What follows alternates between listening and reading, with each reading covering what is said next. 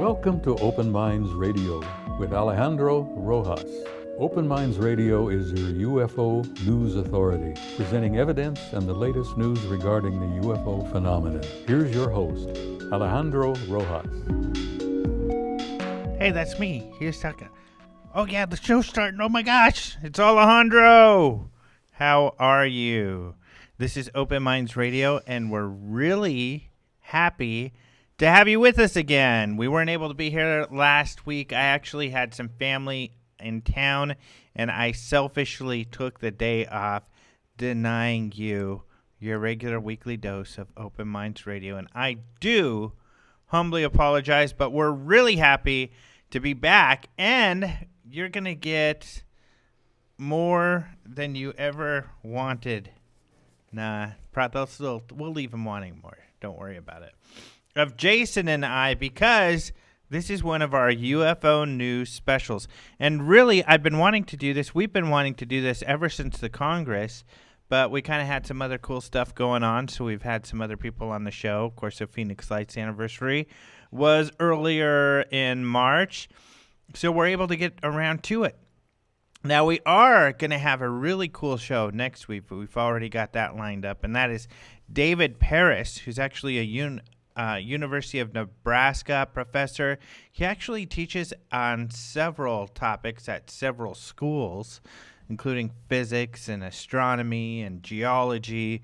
Very intelligent person, and we'll be talking about the science of UFOs. In fact, he has his very own theories, very good ones, by the way, on UFOs and their propulsion. And you may have heard some people, the Bermuda Triangle, where there's been at least one instance where a plane kind of went into this tunnel of clouds and then had kind of like the opposite of missing time, where all of a sudden he was a lot further than he should have been.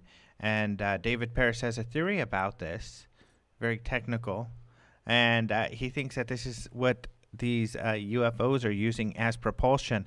Very interesting stuff. So this is going to be a lot of fun next week, talking to David Paris. This week, we're going to talk a lot about all the news that we've got to catch up with, because, you know, the last couple of shows have been pretty long. We had Grant Cameron, and we kind of cut the news short in order to get all that, and then we didn't have news last week. So let's get into all of the news that is fit to print on UFOs, and we have with us this guy who is just really extraordinary at what he does, and that is Jason McClellan, our UFO news correspondent. Hello, Jason. Hello, Alejandro. UFO news time, huh? That's right. It has been a while. All day, every day. We haven't had a chance to do our usual UFO chat, and there's been some interesting stuff that I've definitely wanted to talk with you about. Yeah, very much. I wanted to start with this one just because you and I were just talking about the UK, so I'll start with this one. But kind of an interesting story. A councillor from Yorkshire, England, claims his real mother was an extraterrestrial. His name is Simon Parks, and he was elected to Whitby Town Council in February as a Labour Party candidate. And he says he met a 9-foot-tall green extraterrestrial when he was only 6 months old. And this extraterrestrial claimed to be his real mother. He alleges he has had more than 100 extraterrestrial visitations during his lifetime. And according to the Yorkshire Post, Parks has been the, quote, subject of horrific alien operations and had an implant put into his hand by the creatures. Parks also claims that at age 11, his extraterrestrial mother took him aboard a UFO. His extraterrestrial beliefs were reportedly not an issue that was raised during his campaign. That's surprising. But according to the Northern Echo, Park states, quote, "It's a personal matter and it doesn't affect my work." Mm-hmm. When did this news first come out? Did it come out before his campaign? I don't know. I mean, he says that it wasn't an issue. I certainly hadn't heard about it until maybe a week or two ago. Mm-hmm. But I know, after digging into it a little bit, I know that the story's been out there. He certainly, if you look on YouTube, he's got a bunch of videos where he's talking in detail about these encounters with extraterrestrials. Mm-hmm. So it doesn't seem to be a recent happening, but, I guess in politics, especially in the United States, the only thing that matters is if there was a sexual encounter. Well, That's all not that people really. They've care had about. that MP in Europe. I mean, this poor guy has really got harassed, and he's just written books about UFOs and ETs and other paranormal subjects. And this guy, That's right. moving That was into- pretty big news. yeah, and his moving into his post as an MP has been delayed because of his beliefs. And so, yeah, they were harsh with this poor guy. So it's interesting that this guy seems to be getting not as bad treatment as the other one. And his stories are more extreme. Yeah. Actual encounters and repeated encounters and implants. His actual mother is an extraterrestrial, so. Yeah, that's And pretty unusual heavy descriptions, too. I mean, nowadays you don't really hear of green extraterrestrials that much. And certainly not with his description, and it's interesting that he recalls some of these memories from when he was 6 months old. That's pretty impressive. I don't know many people who recall memories from when they were 6 months old.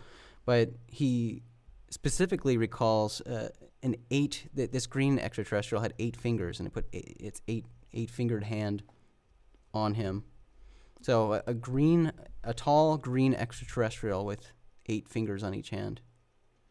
Interesting description that we don't hear all that often. Yeah, pretty, I don't know what to make of this whole thing. I don't either, and it's surprising there hasn't been more news about it, so I don't know, if it was perhaps, I don't know. I don't know what the point would have been of a publicity stunt or anything this long after his election, but interesting. We'll see if anything more comes out about that, and I don't know how much more time I want to devote to it, but there are more videos of him discussing his details of all of this, and I've only kind of breezed through them. So I'll see if there's anything more to pull from those videos, but I think I've gone over the highlights so far. All right. Well, Alejandro, this is something that you and I like to talk about a lot, and that is space news with the search for extraterrestrial life. And there was some really exciting news last week.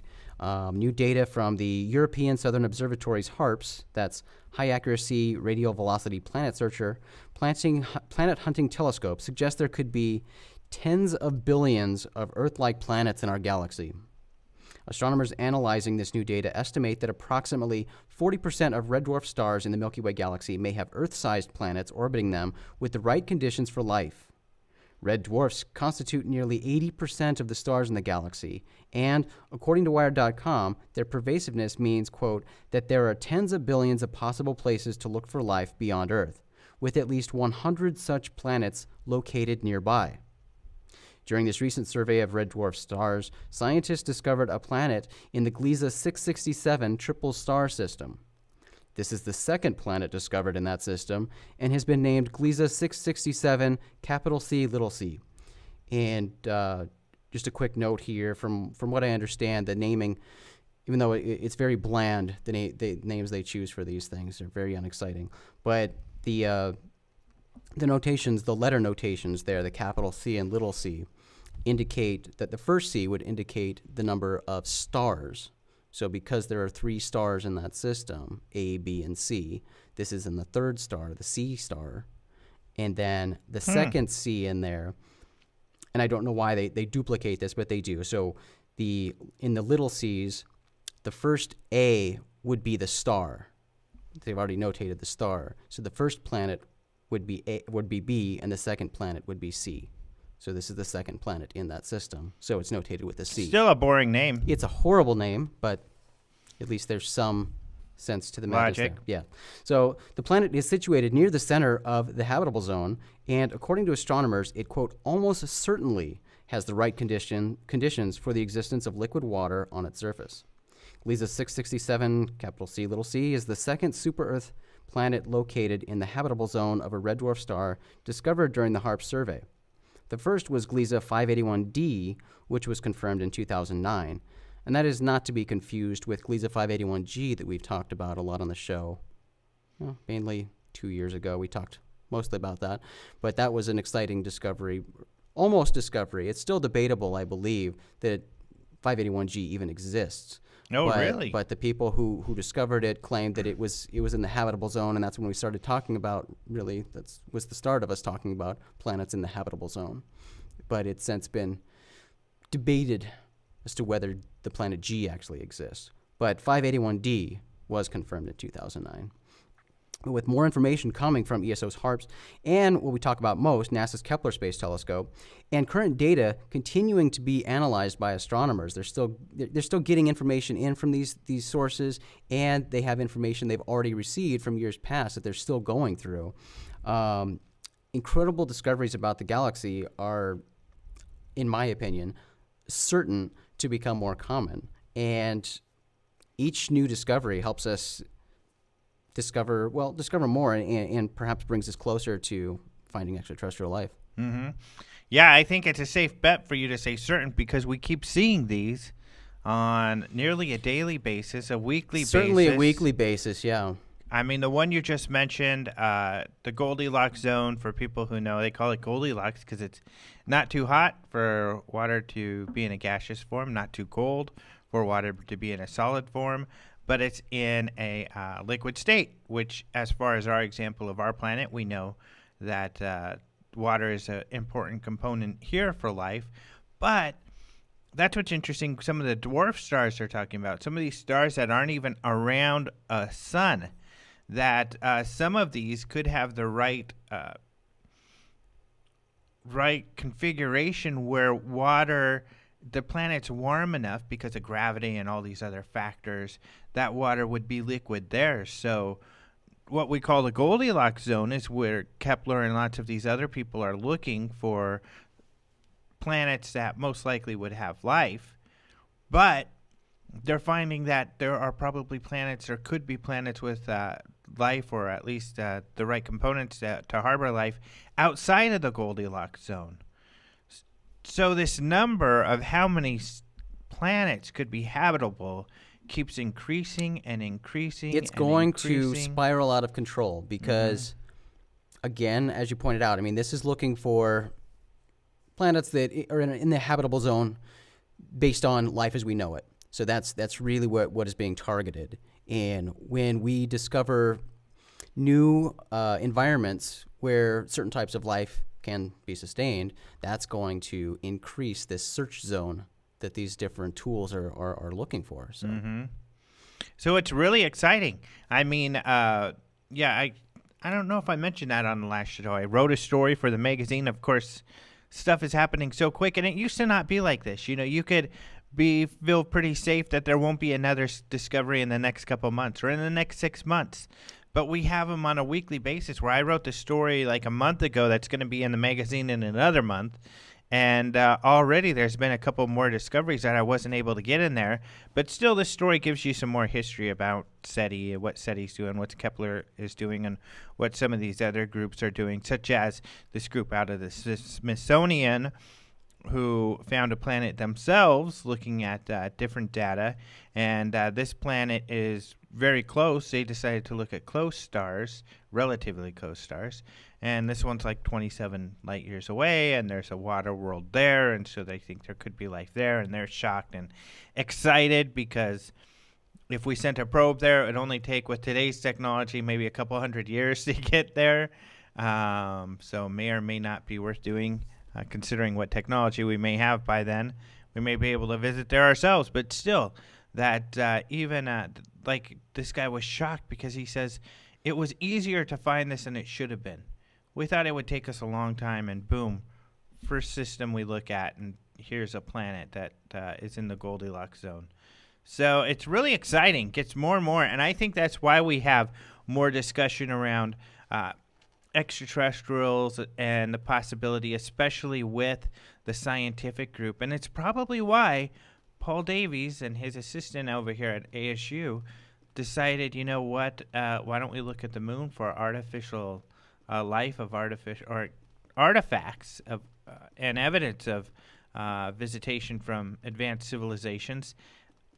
I mean, I think their minds are opening from it, and that's what's so exciting, because once we officially confirm life elsewhere, even if it is microbial or very mundane, I think it'll really open people's eyes, because there are still that small group of people out there that say, there probably isn't any life out there beyond our planet at all. I think you're right. I mean, even the smallest type of life discovered, I think will just open the floodgates. And I mean, we're already seeing the floodgates open with this new space race. There's renewed interest in exploring space and searching for life. So you've got countries around the world racing against each other, launching all these new programs. And, even programs that were launched years ago, we're finally getting the data back from that. And that's what's causing this flood of information. Yeah. And it just keeps coming. And I know you agree. I mean, it's extremely exciting to me. And, I love seeing the interest that it's causing in not just scientists, but the general public. I mean, they're seeing that stuff is being done. And I love that you brought up Paul Davies, and we keep pushing farther and farther out into space, but I love coming back to the moon and looking at the moon, because that needs to be done. The moon's cool. I love the moon. Io is another one. Of course, we've talked about that a lot, Io, or we've known about that for a while, that it's an ice planet, possibly with oceans under the ice. But this is another interesting new discovery. Saturn has a moon that's similar, and I don't know how they say it. Do you know how they say it? Enceladus? I've heard it pronounced a couple of different ways. The way I pronounce it is Enceladus. Enceladus sounds like ensalada, which is salad in Spanish, so that kind of sounds weird to me. Yes, but it should sound normal to you as well. It's like a head of lettuce floating around Saturn. There could be some logic to that, my friend. Enceladin? I think because it ends with an N, so maybe Enceladin. Oh, I don't know, but they say in these stories that the name is lovely, so whatever way it's said is a lovely way. But regardless, here's another planet kind of like Io with ice, and now they've seen that the ice, the way it's cracking and the way the cracks are moving away from each other, look to be fluid, which indicates to them that this ice is covering large liquid oceans. That's probably water, and there could be whale people under there. The civilization of intelligent whale people. I think what they're finding, and this is the most exciting, is they're finding that the water seems to be quite common. They're finding it everywhere. Yeah. Where we used to think that we can't find water anywhere, but they're finding it everywhere now. And evidence of it on Mars, on the moon. Again, back closer to home, they just recently sent a probe to Venus and discovered new features of Venus's surface that they never knew, and that's right here. And very close. But then with the recent news of the 10 billion planets, that's just in our galaxy. Mm-hmm.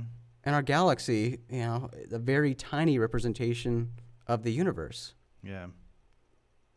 Were you going to talk about?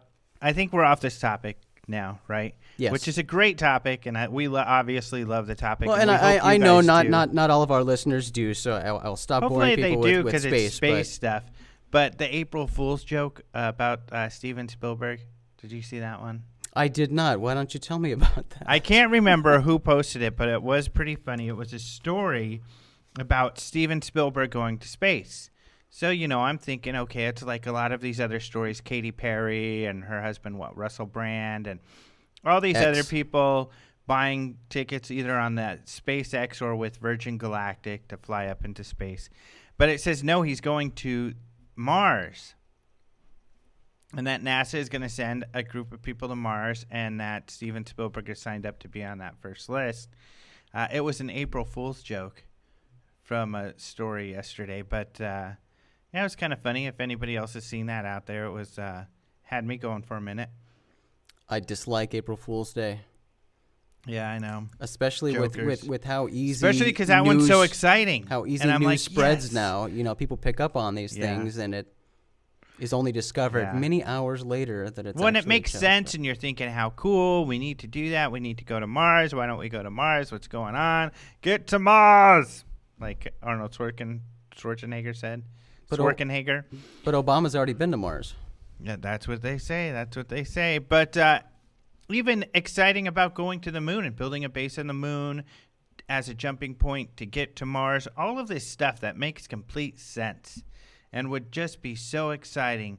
On the flip side of all of this, of course, we're in a recession. It's hard to justify spending that kind of money. So I don't know. We'll see what happens. The quickest way to the moon or Mars is probably economics.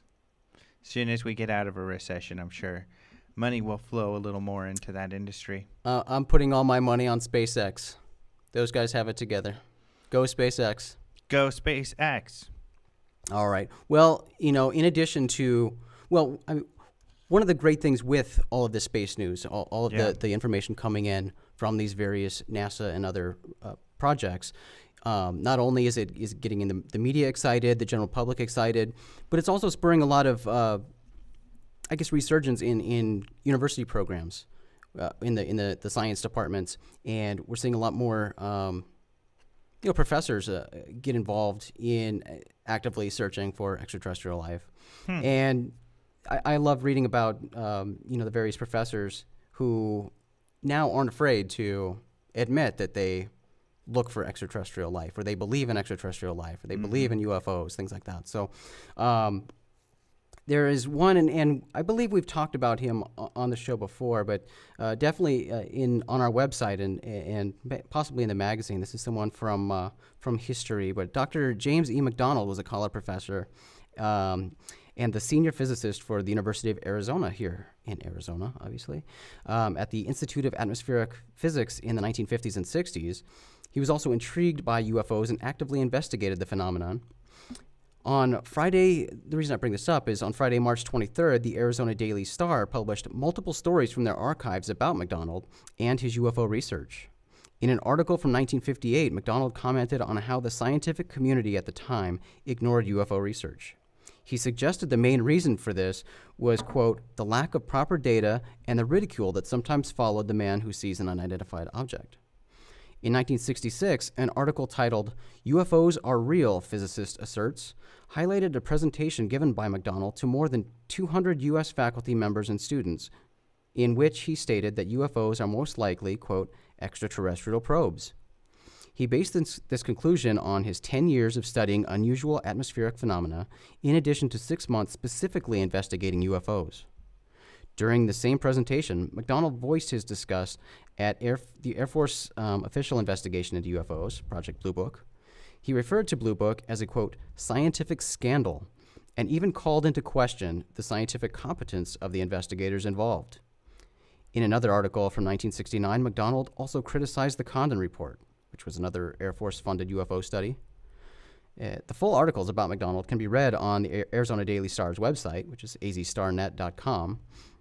I thought that was interesting that they chose to highlight that group of articles from their archives about McDonald. Certainly some interesting stuff in there, and a lot more that I didn't get to there. But another college professor who was recently in the news was retired University of Nebraska at Omaha physics professor Jack Kashner. He believes in UFOs and extraterrestrials, and he even recently stated, I'm Catholic, and we believe in angels and things like that. If your religion doesn't allow for the existence of extraterrestrials, then something is wrong with your religion. And he recently was featured on the show NASA's Unexplained Files. It was on the Science Channel as part of their month-long series titled Are We Alone?, where they featured several shows about extraterrestrials. Yeah, he's been out there a lot. On James McDonald, we actually have a story in our last magazine. I can't remember which one it was now. Maybe, I can't remember. But with James McDonald, and it actually has pictures from his family that I don't think anybody else has ever seen before. So we have some really good stuff on James McDonald there because, he was a important professor who was looking into UFOs, and he had a lot of pull because he was so well respected, and he did a lot of battle and really kind of, I would say, and I think people would have different opinions, but really put some of those debunkers to task and make them look a little foolish, and showed that they were less than honest at times, and including Phil Klass, who we had an article actually in the magazine with that was written by Kathleen Martin, where she did some research and put together all of the efforts by Phil Klass to get James McDonald fired and ridiculed and made fun of, which never actually came to fruition, thank goodness. So, he was a really important guy in the past. But Jack Casher, Jack Casher did a conference recently at the University of Nebraska at Omaha with our guest for next week, David Parrish. They were two professors who did this conference. Jack Casher's been in MUFON. He's the state director for Nebraska for MUFON. And he was one of the first guys to look at the Stan Romanek equations, interesting enough, and he was very amazed. You can see videos from the Congress on that. But, I guess he worked for NASA for a little while, or has done some work with NASA. And he's been on a lot of the TV shows looking at NASA footage and stuff like that. So, Jack Casher's, I guess he's retired now. He no longer works at the University of Nebraska, but he's an emeritus and still goes there. Is he going to be in the upcoming Stan Romanek documentary at all? I don't know. They have some video from him. I would guess so, but I can't say for sure because I do not know. Did you happen to catch any of the various shows on the Science Channel? No, I don't have the Science Channel, and which is probably. I mean, I don't have time to watch much TV or anything, so because we're writing all the time, of course. And it's probably better I don't, because then I'd spend too much time watching that stuff. I'd be watching Michio Kaku's show and all of these shows this month. So I didn't catch many of those. So I'm not sure even what Jack Casher talked about. Did you? The only one I caught was, I believe, part one of the two-part series that was called Alien Encounters, I think. Mm-hmm. And that one predominantly featured Carl Sagan's son, Nick Sagan. And right. It was an interesting show. It was really well done, and I didn't watch the entire episode either. I just caught maybe half of it, and really it was just this supposition, basically this what if scenario, and it was like it was almost like a movie. They put it together, put a premise forward that we detected a UFO coming towards Earth, and it shows what might happen, who might do what preparations would be made, how people would respond, and they sort of walk you through that as the ship approaches, and they say, oh, there's 2 months till contact, and so they talk to Nick Sagan and some other experts and make guesses as to how people would respond. It was kind of interesting. Other shows have done it before. Yeah. What did they say? People would be freaking out, or? They showed some people who were just kind of only focused on that, and they let the rest of their life go to crap. Uh-huh. And, their relationships were falling apart because they were just stuck to their computers watching this thing come. Mm-hmm. But most people were just kind of living their lives or something. Well, you had the people, they depict in, Independence Day, where, you have the groups of people who are holding their signs going, hey, come here, UFOs, we love you. Yeah. I think various responses, and that's right. I think there would be a wide variety of responses to something like that. And, a lot of people say people like us who are into UFOs and do this research are going to be out of a job, but I don't believe that at all. No. The media always needs their pundits, and we would be that. I think that, it'd be good for all of us who are into this, because I think more people will be coming to look for answers, and we'd be able to have wider audiences to share this stuff with, to share all this history and everything that's going on. So I think be a good thing on several levels, depending on what you think might be happening. Of course, if you think they're coming here to blow us up and to eat us, then you wouldn't be as excited about it. No, probably not. But yeah, there would be a wide variety of responses. And, you'd probably... I don't know. I mean, I try to equate it to other things that we, for some reason or another, hear on the news, gets blown into a big story, like the various stories from last year of space junk going to crash into Earth. And, the media went nuts with it and freaked people out. Some people were freaked out, but most people thought, it was really a big deal. They'd make a bigger deal of it. So really, although it is a big deal for NASA and those guys up there. I mean, I think last week they had to go into the escape pod again and sit in their own weight as space junk flew close to them. I bet space junk's always flying close to them. There's so much crap up there. Yeah. Well, supposedly, they can see the small space junk and where it is and how close it's getting to them and everything. So, but yeah, there's another story out there that Lee Spiegel wrote, and I don't know if it's on your list, but I don't want to trumpet your list there. If you've got, because I know you have it laid out, you may want to talk about it later. Can I bring it up now? You can bring it up, and if it's something that's in my list of chronological stories, I will veto your bringing it up now. This is the NASA files and stuff that were on the show? Oh, absolutely. Talk about it. Oh, yeah. So, because NASA talked about some of their UFO sightings, too, and they even had talked about, like, James McDivitt and his sighting. And this is one I know John Schuessler, who I knew, who was working with NASA at the time, was around. And this was James McDivitt when he was up, in space. He took some film of an object that he thought was really strange.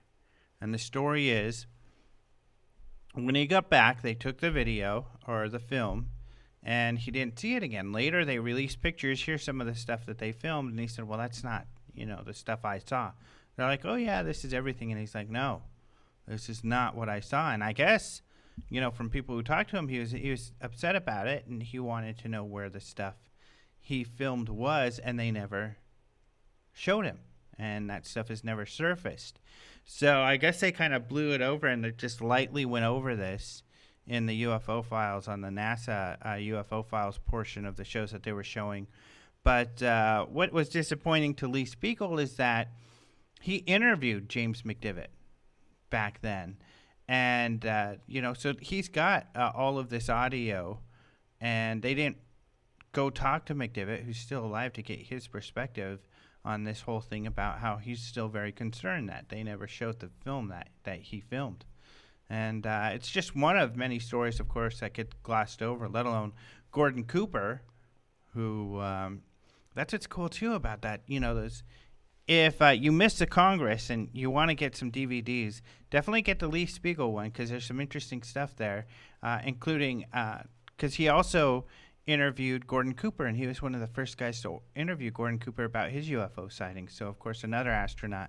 So I guess that show was pretty light on the real hard data and the real interesting mysteries behind some of those NASA UFO footages. Well, and I don't think that surprises anybody, but, yeah. They definitely weren't shy about hyping it up like there were going to be these great secrets that came out from people who worked at NASA and were really going to shake things up. But I'm not surprised to hear that they kind of downplayed that. Bryce Zabel puts it really well, that the media is typically, here's what they're saying, here's what these guys are saying, and, we're going to come down somewhere in the middle. And so the same kind of thing, that, playing that middle safe ground. And so you can hype the hell out of something. Here's what we're going to talk about. We're going to talk about aliens and NASA and UFOs and NASA film. And it gets people to watch, and then you show them the intriguing stuff, and then you kind of can wrap it up and be safe by letting the NASA representatives have their piece and say what they think about it. I'm trying to remember who else was in that show. Story Musgrave was in there. Right. Oberg was in there. So Story Musgrave, we saw at MUFON. He spoke at MUFON. He doesn't believe there's evidence of UFOs or of anything strange visiting us. I asked him personally, well, had you heard the stories? Because he said, I've talked to every astronaut about whether or not, about their UFO sightings, and I found them all to be something that they mistaked as, something mundane that they mistook as something mysterious. So I asked him particularly, what about Gordon Cooper? Because he had a couple experiences even as a pilot. And he said, yep, I talked to Gordon Cooper. I just don't see what he was saying as something mysterious. And, of course, Gordon Cooper says, when he was in the Air Force in a jet. They saw like 7 of these discs fly by their formation of planes. So, of course, how do you explain that? Let alone also when he was working at Edwards Air Force Base, seeing a silver disc land on this test bed and then get up and fly away. And that was a video his guys filmed, which was somebody came and collected it and he never saw it again. So unfortunately, that's about all Story Musgrave would say. He wouldn't, explain himself further as to why he doesn't think those things are mysterious when they sound pretty dang mysterious to me. People who are set in their beliefs really are not going to change them, especially if they're not open to changing them. Mm-hmm. So, yeah, there's not much you can do there. And it's something that, I think we all have to remind ourselves of when hearing UFO stories and reading UFO sighting reports and things like that is, especially if you've had your own UFO sighting or sightings, that witness testimony, there's so much to put into what the witness says and what they saw, because even if a video doesn't appear to go along with what you believe, or there's a possible explanation, and other videos come forward and say this is probably what you saw when there wasn't a photo or video at that time, and the person says no, that's not what I saw. Why are you saying that? What I saw didn't look anything like that. Really it comes down to people seeing things personally, and really that's what it takes for a lot of people to believe, is seeing it for themselves. Right. So we see that a lot with UFO sightings, and especially when there is no evidence to corroborate their statement. They just have their statement, and through their description, it might sound like it was a flock of birds or something like that, but when people see the video of that demonstrated, they go, no, that's not what I saw at all. Stop saying that's what I saw, because I know what I saw. Right. And it can be very frustrating for the people who had the experience. They get really upset. Right. They get downright angry. Well, they should. That's right. I mean, it's good to be open to, trying to find out what possible explanations there could be, but there's a difference between that and being positive about certain characteristics you saw, certain movements or shapes or behaviors. And when someone tries to tell you that you didn't observe that, it's frustrating. Yeah. So, well, I want to move into talking about some UFO sightings. Go for it. And first, I'll just gloss over this story, but it was big news, so I thought I would bring it up. But pop singer Rihanna, she'll be fighting hostile extraterrestrials in the upcoming Hollywood blockbuster film Battleship. And although this movie will be her big screen debut, Rihanna is not a novice when it comes to watching for UFOs and extraterrestrials. As a child in Barbados, Rihanna reportedly spent considerable time on her family's porch searching the night sky for UFOs. According to The Sun, the singer recently stated, quote, "My dad used to make me sit outside on the steps all night long looking for UFOs flying by, and I had to do that for years." In her years of skywatching, Rihanna claims she saw a shooting star, but no UFOs. And I know that you don't care at all, Alejandro, but Battleship opens in theaters April 11th. I really have no interest in seeing that movie. Yeah. But, I read those stories and I saw that, but I didn't see anything where she kind of said she believes in UFOs or anything. Did she? No, didn't see anything. That's too bad. And in fact, now that you bring that up, the main source being The Sun, they're not always great at providing information or even... Oh, that's right. Citing or that was interesting too. That the Sun was the source. Is actually correct in what they're saying. But yeah, Sun isn't often accurate, and they often are using other people's stories. But this time they did the interview in this case, which was interesting. But yeah, so they didn't say much. I was kind of hoping. It's kind of cool. She talked about her dad, looking at stuff. That's kind of interesting, and at least being brave enough to do that. Of course, it's related to this movie, so. It's kind of one more celebrity to chalk up to all the celebrities that have talked about UFOs and ETs in the last year. Not as exciting as Fran Drescher or Sammy Hagar saying they talking with aliens and everything, but actual encounters. But still, it's another example of and it's likely, or I think it's directly related to the fact that there are so many extraterrestrial themed movies. Yeah. So the topic does come up a lot directly to these people. So Even the Ninja Turtles. right. And which is kind of frustrating because it's like these days, because aliens are in movies so much, it's not a very original concept to have an alien movie. That's one of my gripes with having the Teenage Ninja Turtles reinventing their story where they're aliens. And I don't know how they could think people would get excited because so what? There's alien movies like crazy. That's not a very creative idea whatsoever. I'm refraining from getting worked up about. Oh, I'm getting worked up, Ninja baby. Turtles, because Just we don't know the full story yet. I think they're going to work it in Come on. to where it What a cop-out. doesn't disrupt the original story. It just provides a little extra information. Now, if they still mutate their mutated aliens, that'd be kind of cool. But I don't think they're going to go there. Because they're kind of mini Godzillas. Because that's what Godzilla was he was a mutated from the nuclear waste. There are so many ways you could do it. It's possible that Master Splinter or someone else, Shredder, could have brought back this toxic ooze from some different planet and lost a canister of the ooze in the sewer. But they're aliens, so they're not from the planet. So it would have had to been an alien sewer in this new invention. We don't know that they are aliens. They have extraterrestrial origin. They're aliens. He said they're aliens. He doesn't necessarily know. Maybe not. He was trying to excite the kids. It was at this children's event for But Nickelodeon. it's like, ooh, great idea. That's not very original, dude. No, it's not, and it's not a story that needs reinventing. But Yeah. anyway, you're right. It's over the top, just trying to make an extraterrestrial movie when every movie is already an extraterrestrial movie. So Yep. whatever. Well, Alejandro, your favorite UFO is back.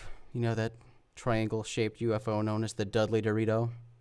It was spotted again in Yorkshire, north of England, on Monday, March 26th, and was recorded on video. And again, according to The Sun, the sighting marks the fourth appearance of the Dudley Dorito in 5 years, and I'm sure we've mentioned all four of those, possibly even more. It's my personal opinion that every single one of these Dudley Dorito videos I've seen looks so cheesy. Pun intended? That pun was quite intended. Mm-hmm. They just look goofy to me. Yeah. I understand that it could possibly be the TR-3B or whatever that triangle craft is, but this Dudley Dorito, and I think it's the reason they call it the Dudley Dorito, is you always see it like flying on its side or at an angle or something. Mm-hmm. It's supposed to be the bottom of the craft, but you always see it with the camera. Yeah. It's kind of an odd perspective. So what's your thought on the Dudley Dorito? Yeah, I don't know. Of course, there are interesting triangular UFO formation absolutely. videos out there. But yeah, a lot of the ones recently haven't been that impressive either, I don't think. And it's so difficult to see, especially on little videos with YouTube. So it's really hard to say on these things, but no real super duper ones yet. That will be the Super Dorito. Yeah, Super Dorito. Of course, it could be all a publicity stunt For Doritos? for the new Dorito tacos at Taco Bell, which now we're advertising for free. And for me, Doritos are a very overpowering taste. So to have it as a taco, that's like, wow, that's sensory overload. For our friends in the UK, I don't know the answer to this, but do they have Taco Bell in the UK? Yeah, that's a good question. You know, someone in the chat, I'm sure there's UK people in the chat. Let us know. Well, let's get into a real sighting here. Mm-hmm. So, a 12-year-old girl recorded video of a UFO above her home in Penfield, Ohio. And that's approximately 40 miles southwest of Cleveland. That was on Thursday, March 22nd. The aerial object appeared during the day, and when the girl noticed the UFO, she recorded a 43-second video of it hovering in the sky. The object appears to be long and silver and looks almost metallic when reflecting the sun's rays. This UFO has a very shark-like appearance, making it a very peculiar flying object. According to the local ABC affiliate, Local police couldn't identify it, so they contacted Homeland Security for assistance with identifying the object. That seems like a pretty drastic jump there to go straight to Homeland Security. But there's a possibility that the object was simply a toy or balloon based on its shark-like appearance. Shark-shaped remote control airplanes and balloons are sold by a few toy manufacturers. An RC plane can be ruled out in this case because of the movement. The object is basically floating. It's not flying or doing things that these shark airplanes do. I'm sure you've seen videos of some of these shark airplanes. Yeah, the shark They do the airplanes are loops really and cool. stuff. I want They're one. cool. Yeah. But the shark balloons, have just come out more so because they were in the video. There's a popular GIF of a shark balloon floating in behind a cat and scaring this cat. And it's this hilarious video. I love it. But that thing went viral, and they sold out of these things because I went to the website, and I'm like, I got to have one of these. And but they just got a new shipment in, and people have been buying them like crazy. So possible. Well, it was my opinion that the balloon was the likely identification for this thing. The William Mark Corporation is a company that sells a product called Air Swimmers, and that's probably the company you're referring to. They're remote-controlled helium-filled balloons, and a flying shark is one of the available models. And while the manufacturer clearly states the product is only for indoor use, it is it's a pretty easy guess to say that people don't always follow directions, especially manufactured directions. I'm sure they get loose. Oh, yeah. And sometimes a warning like that is just encouragement. It's saying, well, what'll happen? Come on. And what they realize is there's no control to make it go down and come back to the ground. Right. It'll It's get gonna away go from up you. and up and up. And there you go. And your remote's not going to be able to pull it down. Yeah. Out of range. And coincidentally, I thought this was interesting. That same company, they used to make a product called My Mysterious UFO. Oh, really? This little remote-controlled UFO. Oh, It's kind cool. of interesting. And I just found this out today, that after some investigating, the sheriff's office determined that the UFO was, in fact, a remote-controlled shark. The girl who shot the video of the object doesn't agree with the police, though. And this is exactly what we were just talking about, Alejandro. She claims the object she saw when she was shooting the video was as big as a semi, while the remote-controlled sharks are only approximately 5 feet long. So she says, no way was this little shark balloon. Oh, really? Well, that is interesting. That's the hard part because you have the witness testimony, and is the witness just mistaken, or is the witness not mistaken, and something extraordinary took place? The witness is only 12 years old, but I do know some sharp 12-year-olds, so I will not... Maureen put a link that. to the video on our chat, so people will have to... HilariousGifts.com. Cat attack by shark balloon is what it's called. It's not hilarious. That's sad. Poor cat. It's not a real shark. It's the air swimmer balloon. It's a real cat, and it's real fear. The video's hilarious just because there's a Okay. cat, and then it pans back, and it's shocking the first time you see it because you see this shark behind the cat, and it's like swimming. Oh, it's funny. You're mean. It's not really eating the cat, Jason. All right. But so the police do think that it was a shark balloon that got away. And if you watch the original video, it does look like a shark. I mean, that's what it looks like. And you watch video of these air swimmer sharks, that's exactly what it looks like. So it's quite possible and quite probable that one did get away. And also, from the ground, and depending on how far away this was, it's difficult to tell size and distance when you're on the ground looking at an object in the sky. So it's another possibility, though, is that somehow this air swimmer got a sophisticated artificial intelligence put into it, and it is out there self-aware, swimming around in the sky, creating havoc and up to no good. All right, Michael Bay, you need to calm down. All right. Here's another sighting. On March 24th, Burbank, Washington resident Mike Klug saw what he described as a slow-moving orb with a bright reddish-orange light inside it.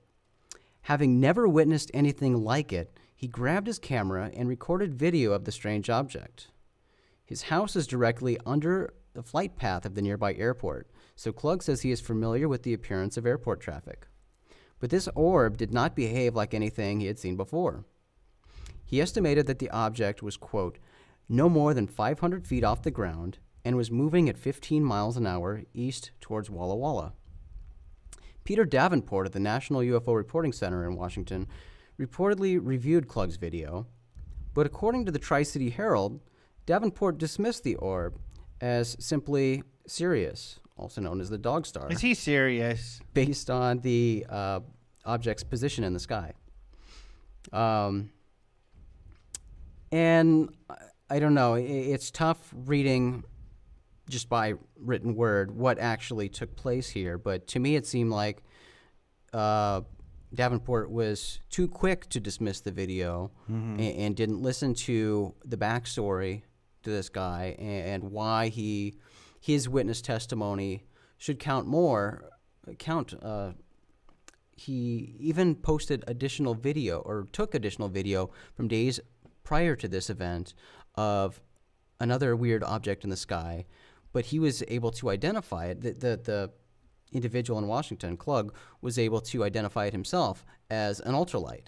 So he'd seen ultralights, he'd seen helicopters, airplanes. He observed these things in the sky, and living by an airport, saw weird stuff all the time. So Davenport quickly assumed that it was probably Sirius. And that doesn't make any sense to me based on witness testimony, because the guy described this thing being 500 feet off the ground. It's difficult to tell altitude again, so who knows about that. But he described the object as moving. Well, it sounds to me, I mean, just from listening, exactly like a Chinese lantern, of course, which we've flown around because they have a little light in the middle. And moving slowly, 15 miles per hour would probably be about right, depending on the gusts. But yeah, Sirius doesn't seem to make sense. Another reason why is that Jupiter is out there, extremely bright, not too far from Sirius. Right next to Jupiter is Venus, which is out there, which is extremely bright. They're very near each other right now. If you go especially right at dusk, after dusk, when it gets dark, you're going to see them up in the sky, really bright. And then a couple hours after dusk, Saturn is coming up, and Saturn is as bright as Sirius is right now. And those are all, well, not so much Jupiter, but especially Venus and Saturn are different colors than the regular stars, where a star isn't going to really appear to be orange or reddish. So Right. Sirius really doesn't make any sense, except for maybe the direction he was looking. But Sirius is going to move so slow, it's not going to look like it's moving 15 miles an hour. In fact, you're not going to be able to know it's moving unless you sit there and watch it for half an hour or put your telescope on it. So that one is a hard one. Yeah, I've been looking up at the sky a lot lately, and I got some really cool video actually of Saturn with my telescope, but where I can actually see the rings. So that was real exciting, something I did this week. But so, that doesn't really, Sirius is not the most exciting thing in the sky right now, by far. Jupiter and Venus and Mars is the other one that you can see right now in the sky, which is red. I mean, that would be a little more plausible.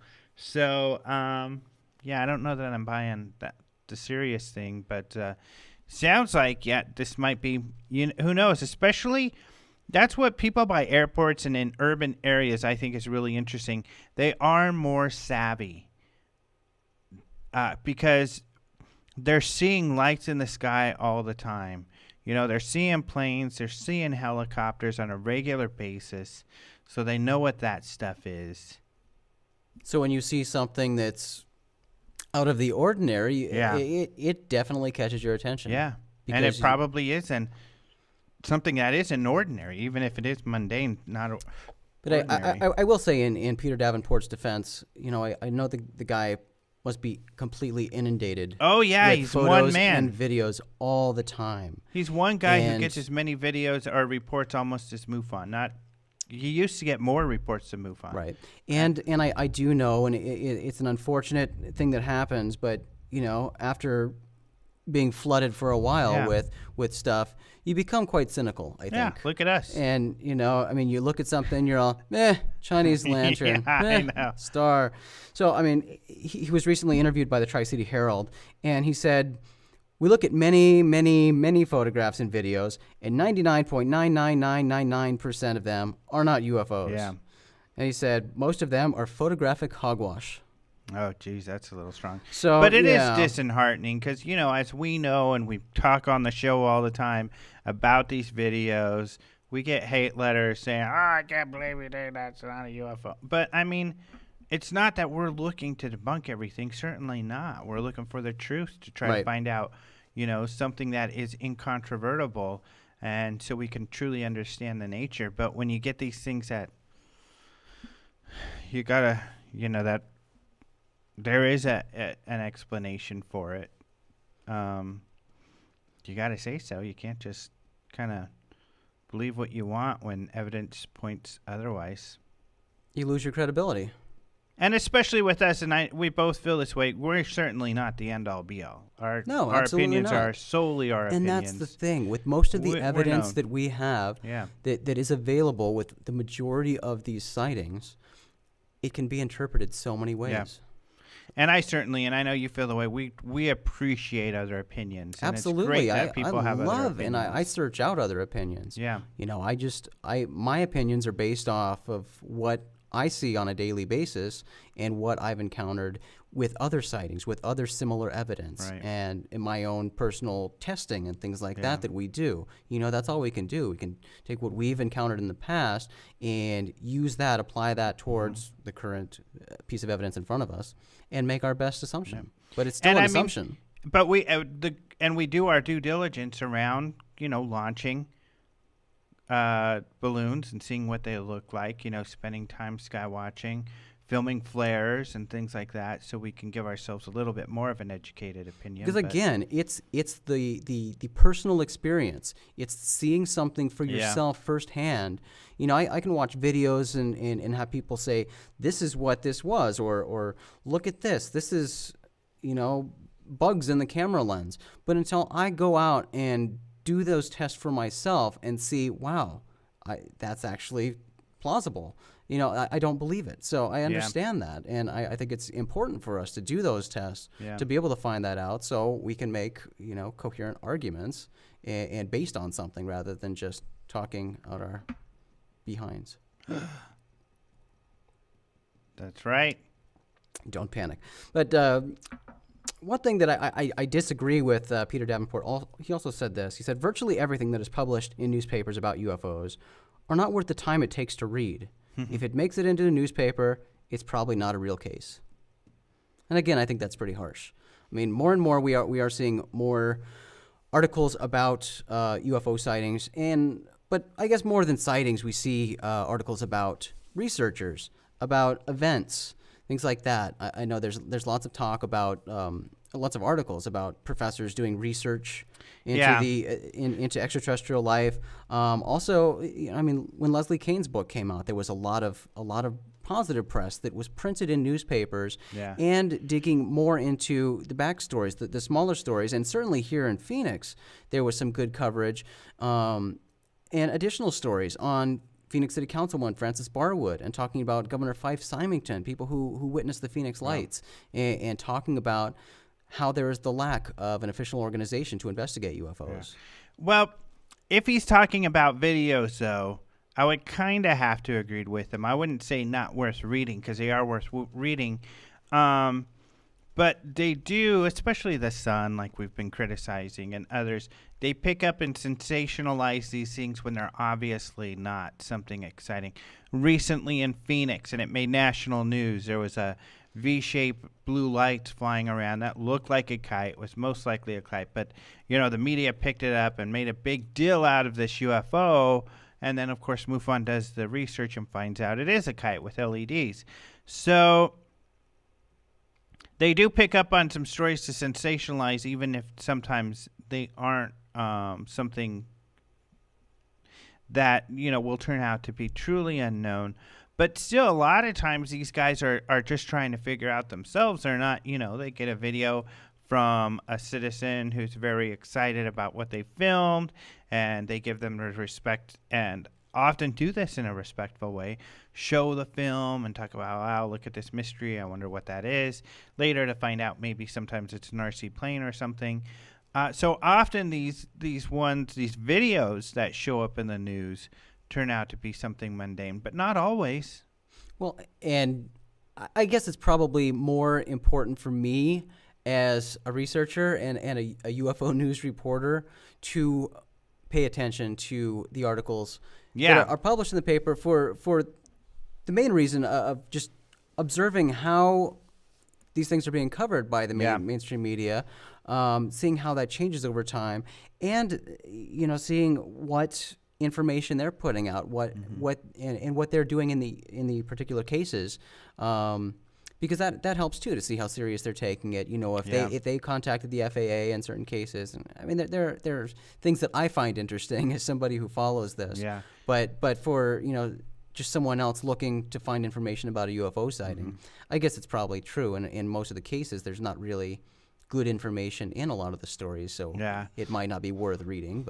But stories that aren't related to videos are often very good, like you're talking about, like the Congress stuff that we had. The coverage we got for the Congress was very good, I think, this year. But still one of the best videos, I think, and one of the best stories, personally, UFO stories to come out, which didn't really make that big of a buzz nationally or outside of local, though, we talked about, is that Tucson sighting. Remember when that Tucson reporter saw during the day this blue light up in the sky, and he filmed it, and that we've never gotten an answer for that. Nobody knows what that is. Highly credible, I think, because it was this news cameraman who was filming it, and he saw it while they were on the job. I think that's one of the most mysterious. That's a great video. I do too, and you're right. That one didn't get very much attention, but that was definitely one of the most bizarre sightings. Daylight and sighting. Incredible. Yeah. What the heck is that? Yeah. Well, Alejandro, I want to talk now about another mysterious sighting. Bum, bum, bum. So, an interesting video was brought to my attention on Friday, actually, by our good friend and Huffington Post journalist Lee Spiegel. The video was recorded by a tourist from Ohio, and it shows a mass of small orb UFOs above Las Vegas on the night of Wednesday, March 21st.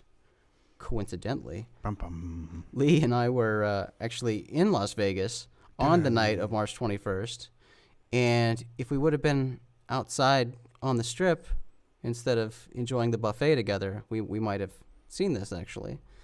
But the video shows... Fail. It's not my fault. Lee was hungry. Yeah.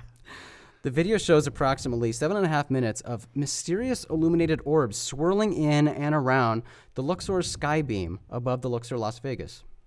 The Las Vegas Sun describes, quote, several bright spots of light can be seen rotating in a fixed pattern high above the Strip near the Luxor's famous beam of light. The exact time of the event is unknown, but when you listen to the video, you can hear the witness's wife or girlfriend or a woman he's with continually nagging him, saying, come on, we've got to go. We've got tickets. Let's go. We're going to miss the show. Who is the comedian? George Wallace. Yeah.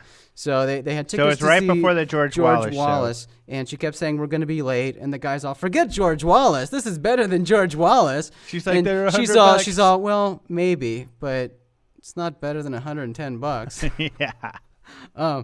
So what I did was I went, George Wallace performs at the Flamingo showroom, so I went on the Flamingo's website and found out what his show times are. Cool. And he performs at 10 p.m., so the sighting must have occurred sometime just before 10 p.m. Yeah. So the witness uploaded his video to his YouTube channel, which he titled UFOs with a Z. UFOs are very real. And as is the case with a lot of these more interesting UFO videos, the channel was created specifically for this video. There's only this one video on the channel, which sometimes is a red flag, not necessarily in this case. But so with this video, he added the description that says, "The event I captured in this video changed my life forever." Pretty powerful. But not everyone is convinced that the objects in the video merit such awe. Some suggest that the objects in the video are simply bats or birds flying around and into the beam of light. One YouTube user commented, "Dude, I work at Mandalay Bay, which is right next door to the Luxor. They are bats and birds that eat the bugs that are attracted to the bright light in the beam coming from the Luxor. It happens almost every night in the spring and summer, and I have seen it ever since the light has been on. It's not a UFO." Of course it's not a UFO. It's many UFOs. Totally, dude. But the Las Vegas Sun reports that 2 other videos posted by separate people were uploaded to YouTube on March 22nd, possibly showing the same event but from different angles. The object in the video are only visible when illuminated by the powerful light beam from the Luxor. And this, my opinion is that that paired with the sort of gliding motion of the objects, it certainly makes the theory of bats or birds plausible. But again, with the limited detail provided by the video, it's impossible to make a positive identification. But looking at these things swirling only around the light and kind of going into the light and all staying in the same area and only being illuminated when they're close to the light, it doesn't seem like a flying craft of any sort. And it certainly makes sense that it would be a bat. And you can imagine I like to call it a buffet of bugs that's in this light beam. So, bats come to Vegas for the buffet too. Right. And I feel bad because the guy who took the video is going to be really mad at us if he ever hears us saying this, because he's definitely unhappy with the theory of birds and bats. But, he was quite a distance away. He was down the street, halfway down the strip practically when he's filming this thing. So you could definitely see the beam. He's not denying it's a beam. So either very small orbs are attracted to the light of the Luxor, or, these things are definitely being lit up by the beam of light. They're only just above the beam. There's a lot of them, granted, and they're moving in a circular formation. But being someone who's camped and lived in the Southwest, at least in New Mexico and Colorado, I've seen this. I've been to Carlsbad, where you see for half an hour huge, groups of bats coming out and in a circular formation like that. They fly around like a tornado. But I've also been in Colorado where, you kind of hear them or something, and you flash your flashlight up, and there's just tons of them right above you. You don't even know they're there until you flash your flashlight up and you see them swirling around like that and catching bugs and stuff. So I think it was at the right place at the right time where just a bunch of them came in. And they do that in the desert, They come in, they feed, and then they go back to their cave, wherever their cave is. And so he was at the right place at the right time and caught them. They were, like you said, having a smorgasbord. They're like jackpot. And unfortunately, that's really, I'm sure. And if we were able to look closer at the video, we'd probably be able to see that for sure. There are some other videos. This isn't the first guy to be fooled. I saw at least one other, where it's very clearly birds, because he's right next door to the Luxor. And you can see the wings flapping. But this guy was not convinced. He's like, no, those are UFOs attracted to the light of the Luxor flying through. But if you watch the video, you can see they're birds. He could have been goofing around or something. But so he doesn't seem like the first to be tricked. But unfortunately, whatever it's lit by the light. And it's a great video to watch. You should watch it. There are tons of these orbs. I watched it on my phone, and I couldn't see the light from the Luxor, so I was really floored. I'm like, wow, what the heck is this? I watched it on a small screen first as well, and it just looks incredible because you see all of these white dots just kind of moving around the sky, and it looks incredible. But on a larger screen, you can see them moving around the beam from the Luxor. Yeah. But I'm going to Vegas a couple times this month, so if I get a chance, I'm hoping to take my camera out and shoot up towards the Luxor and see if I see anything. Not that the bats are always feasting, but if I happen to catch that, and get a good shot, then I can determine more and compare the videos. But you're going out to Vegas a lot lately. Are you like a Do you stand in for some of these showgirls or something? Do you have a side job of? I have many professions, and because I'm a secret agent and I work at Area 51, I have my secret jobs at the casinos, yes. Oh, we got to get to that Area 51 stuff. Oh, we'll get to Area 51 in just a little bit. All right. Yeah, we can actually talk about it now if you want. Are you? Do you have more news stories? Well, that's the next story that I'd like to talk Oh, about. okay, go for it. So, as I just mentioned, I was in Vegas and I was with our good buddy Lee Spiegel. Right. And we were both out there for wasn't the official opening, it was a media event to announce the opening, which I think today was the opening. Oh, really? Maybe it was, I don't remember. But the National Atomic Testing Museum in Las Vegas just opened an Area 51 exhibit. And so they had a press event where they invited us out, and they had a nice little press conference, but more importantly, they let us walk through the exhibit. And the thing I enjoyed most about walking through this exhibit, and I'll get to the exhibit in a minute, but was the ability to talk to the people behind the exhibit, the curator there and the person who runs the museum, and get their take on it and really find out what their objective was with this exhibit and why they decided to open an Area 51 exhibit. First of all, I was most surprised by the attention that the exhibit gives to UFOs and extraterrestrials. Yeah, you wouldn't think so at the National Atomic Museum. You'd think that'd be all about the science and stuff. But lo and behold. So, yeah, this is awesome. The National Atomic Testing Museum. It's a fairly new museum. I think it just opened in 2005, so it's pretty new, and it's really nice. When I was coming up to the place, I was expecting to, a lot of Vegas is kind of old and run down, so I was expecting this National Atomic Testing Museum to be crammed in some nasty warehouse next to or sandwiched between some nasty strip clubs. But the building is brand new, basically. So everything is not nasty, squeaky clean and shiny. I saw nothing nasty about it. No strippers?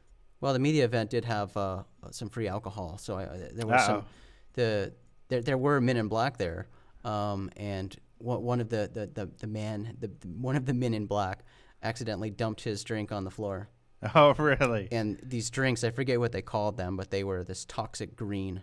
So there was this toxic green sludge all over the floor. Oh, my gosh. He got it on his suit, too. I felt bad for him. He was a really nice guy, actually. So was he just some media person, or was he someone that with the museum who they had dressed like that? The museum had men in black on staff, cool. Yes. They also had an ugly extraterrestrial, too. Yeek. They seemed to be buddies, though. Good. But they both work at the museum, so. Uh-huh. But, it was something like that, and I know some people would be turned off by the fact that they have that, and I think that's a regular part of the museum they're going to have. And when I walked in, they definitely had inflatable extraterrestrials, balloons there in front of the exhibit, and so I could tell that they were definitely playing up to that audience, and that's what they want, and it makes sense. But when you get into the exhibit and see just how much they're pushing, or not pushing, but featuring UFOs, and not just UFOs, but the search for extraterrestrial life. They have an installation there talking about SETI, about Seth Shostak, about the efforts of the SETI Institute. They have things talking about various NASA initiatives. That definitely caught me by surprise. I wasn't expecting that at all, because what does that have to do with Area 51? So I think they definitely took liberties wherever they could to try to put this stuff in there. Because they really, it seems to me that they want to raise public awareness about the reality of UFOs and extraterrestrials. Well, what was the UFO type of stuff they had there? I mean, was it actual research? Like, was it Bob Lazar stuff, or was it Roswell stuff? So they definitely have that. Uh-huh. You know, that is an aspect of the exhibit, and you know they have little Roswell stuff here and there. Even in the decor, you know, they've got like kind of silvery memory metal hanging from the walls and stuff like that. But they also have a little installation about George Knapp, who is based in Las Vegas. So he was able to work with them on the exhibit, actually. And this is probably, for our listeners and for people interested in UFOs in general, this is probably the highlight of this exhibit. Pretty incredible, is a piece or samples from an alleged crashed UFO in Russia that is known as the Russian Roswell, that occurred, I think, in 1986. And George Knapp went over and investigated that, and he smuggled back samples with him. And those samples have been tested by quite a few people. And what's interesting is at the museum, they have this on display with, I think, some of the test results too, and this was provided by George Knapp to the museum. And at the exhibit, they have it displayed or labeled as authentic alien artifact. Really? And, you know, I think they're trying to be tongue-in-cheek with that, but it's not, you know, they don't say, just kidding, or anything. I mean, that's on the sign. That's how it's displayed. There's no and JK on there. I didn't point this out earlier, but this National Atomic Testing Museum is affiliated with the Smithsonian. It is a Smithsonian museum. Right. So that's a pretty bold claim to make in a Right. Smithsonian museum, to say that this is an authentic alien artifact. Yeah, this is a serious museum. I'm sure everything else in there is real, you know, NASA or So right, there's a lot of NASA stuff. There's certainly stuff, Military stuff from, you know, that actually, you know, that we know has been disclosed that took place at Area 51, like the Oxcart program, the Right. development of the A-12 that became the SR-71 Blackbird. You know, and they have models of those planes on there. The models are pretty cool because they're like this big, but you know, they definitely have that. But again, I think the majority of the exhibit is about this UFO stuff. And back to this authentic alien artifact, it's really cool. And Lee Spiegel actually did a piece on this on the Huffington Post, pointing out some of the test results or some of the statements made by people who tested this stuff. And what the samples are is they're described as very small, perfectly round and glassy spheres. And the exhibit's description explains that scientific tests on the UFO materials revealed strange behavior. This is what it says. 3 Soviet academic centers and 11 research institutes analyzed the objects from this UFO crash. The distance between atoms is different from ordinary iron. Radar cannot be deflected or cannot be reflected from the material. Elements in the material may disappear and new ones reappear after heating. One piece disappeared completely in front of 4 witnesses. The core of this material is composed of a substance with anti-gravitational properties. Holy. That's big time stuff. Yeah, that's crazy. And it's on display in the Area 51 exhibit. Wow. So I hope they have it under armed guard. Well, they've got the extraterrestrial. They've got the men in black there. I think that's their security. So. Oh, yeah. But, you know, and I think they're doing a good job. And again, I mentioned this earlier, but back to the point of, you know, the men in black and, you know, all this lightheartedness they have with the exhibit. I know some people will be turned off by that, but I think it's done in a tasteful way. This is an exhibit, and it's a very small museum, and they're trying to attract people. And this is Las Vegas. You know, people are going to be there with their kids looking for something to do. This makes it a fun, appealing thing to do. So they come in, they get to see, you know, the silly aliens and stuff. But I think it's a great way, and it's done in the right way to bring people in, but still present the serious side to it. And talking with the curator, Karen, she is very much into the science of UFOs, and they're very much into generate or increasing the public's interest and trying to get people to think about UFOs, the science of UFOs, and doing more research into it, finding out what these things are and why isn't the government doing more to investigate UFOs, or are they telling us everything? I mean, they're definitely trying to pique the public's interest and get people involved in the research of UFOs. Cool. And that was my favorite part of being there is talking with the curator and talking with the people and hearing their personal views on it and hearing what they want to accomplish with the exhibit. So after going there, after talking with them and seeing what they have to offer, you know, I wholeheartedly support what they're doing there. And even beyond the exhibit itself, what they have lined up to encourage people to come and check out the exhibit is they're going to have special events throughout the year that involve special speakers to come in and give presentations at the museum. Some of those include Seth Shostak from the SETI Institute, John Alexander, and the one I'm most interested in. So John Alexander's going to talk about UFOs, and I mean he believes they're real. And everything, so. Oh yeah, absolutely. Nice. And this is the one that I'm really excited about, and I'm sure you will be too. But I don't know about this too much about it yet because I don't even know if they have their speakers lined up. I'm sure they have some of them, and I forget the exact title of it, but it's something like military men who believe in UFOs. Wow. So that's going to be a great presentation. It's going to have several people. And I think that one is sometime later in the year, like September or something like that. But that's definitely something I want to go and check out. So. Very cool.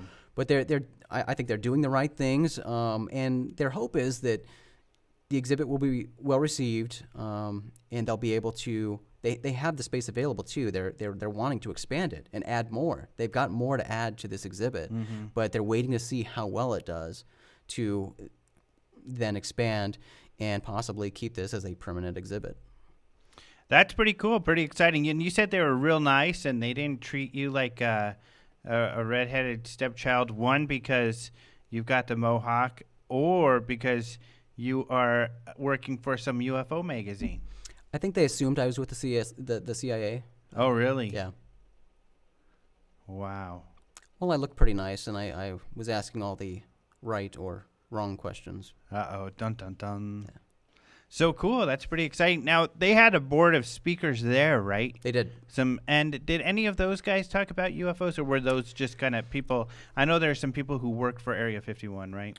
Yeah, they're really nobody really talked about the UFOs. You know, there was T.D. Barnes, who worked at Area 51. He worked on the Oxcart program. And Lee Spiegel, you know, was very good about putting the question to him. Taking him to the task there, huh? Right. So, he definitely pushed him. And he said, well, what about the UFOs?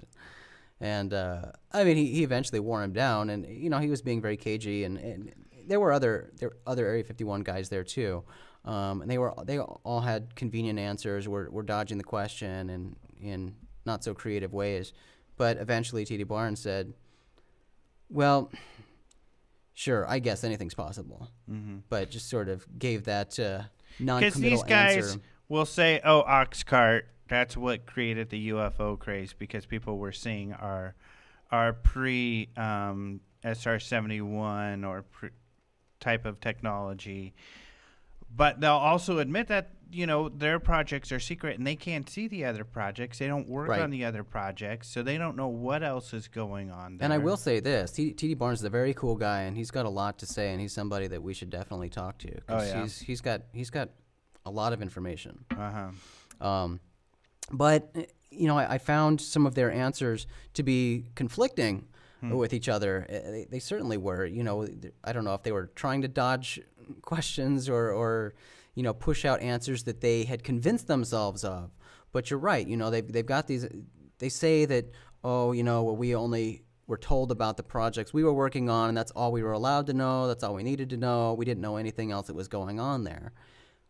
But then they would also say, 30 seconds later, that, oh yeah, well, if something would have been brought on the base, we would have known. So, well, wait a second. You just said you didn't. You weren't supposed to know. You weren't told anything. You only knew what you had to know. So how is it not possible that something was brought on the base that you did not know about? Yeah. Yeah, I've talked to a guy. I've told this story maybe, I don't know, on the air before, but a guy who worked at Schrevers Air Force Base, which is a top secret base, and they have lots of projects. And, there was a document that came out that possibly there was some UFO research going on there. And this engineer said, there's no way. I work there. I would know. And so I asked him, well, aren't all the projects there top secret? Yeah. Do you even know what the guy next to you, everything he's working on? And he thought about it for a second. He's like, no. So I said, wouldn't it be possible if one of the things he was working on, or a few desks away someone was working on, would be a UFO project, and that you wouldn't know because you're not supposed to? And that really turned on a light for him because he was more open-minded, and he thought, wow, yeah, that is completely possible. So I guess I wouldn't have any idea. Which is the same case it seems here. Yeah, they wouldn't really know. They're just not admitting to themselves they wouldn't know, but they wouldn't really know. Right. One of the guys told a story of how, when like carpenters or some workers were brought on the base, that all of the Area 51 workers were taken and sort of locked up in the mess hall. Wow. Because in the story that he said, the reason for that was because they didn't want the workers coming on the base to interact with the Area 51 workers. Mm-hmm. But you could turn that around and say just as easily they didn't want the workers to see what was being brought on the base. Yeah. How do they know what was going on if they were locked up in this room? So. Oh, wow. Yeah, that's interesting. And another interesting thing that was brought up during the press conference, somebody, and I don't remember who asked the question, but somebody asked the question of the panel, asking about the Janet Airlines, the Janet flights that supposedly take workers out to Area 51 from Vegas. And nobody seemed to know anything about Janet Airlines except that it was Janet Airlines. They didn't know it had any, or they wouldn't say there was any connection between Area 51. And they remarked that when they worked there, they were bused to Area 51. Huh. Interesting. Yeah, but when I did leave Vegas, I saw two of the Janet Airlines sitting outside of their hangars. That's pretty cool, and that's the first time you've been able to see them. I've seen them one other time. Oh, you did. But yeah, one other time at the airport. But every time I go there, I look and try to see them because I know generally where their hangar is, But this time, two of the planes were just sitting out there. Cool. Kind of waved at them. Did you get a picture? No picture. Waved at them. It was during takeoff, Alejandro. Oh. Your electronics are supposed to be off. That's right. Yeah. That screwed me on the way in too, because Air Force One was also at the airport when I landed. That's right. So. Bummer. So you didn't pull Alec Baldwin. I'm going to. I keep missing out on these camera opportunities. Yeah. Well, guess what? We're like pretty much out of time, buddy. Yes, we are. All right. Well, thank you so much for the news. You went over, so now we can't have our guest Matt Damon on. I am more important than Matt Damon. Yeah. So, sorry, Matt Damon. We'll have you on another time. Sometime. He'll be our backup. Yeah, but we are out of time. Thank you, Jason McClellan, for the news. It's been my pleasure, Alejandro. Thank you. Did you have any other closing statement? Alejandro for president. Now let the big guy take that one.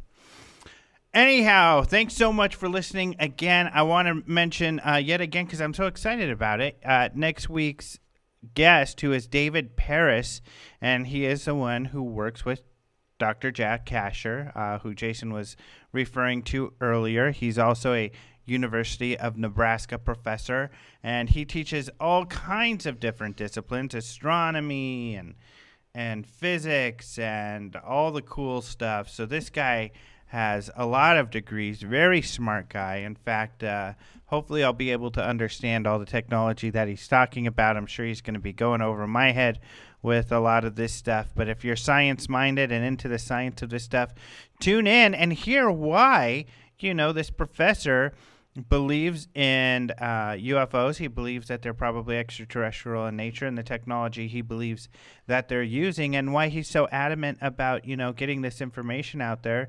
They even had their own little conference a few weeks ago where him and Jack Kasher presented some of this stuff and their ideas. And we also talk about, which I think is cool, other paranormal phenomena and how it relates to UFO phenomena scientifically. the different types of energies and stuff that are measured and devices that are used, because he's also a ghost hunter. Him takes his students out, and their student organization look at all kinds of different paranormal phenomena. So it's going to be a great show. Thanks for listening. Don't forget to visit UFO Daily News and openminds.tv for the latest in UFO news. And we will talk to you next week, people.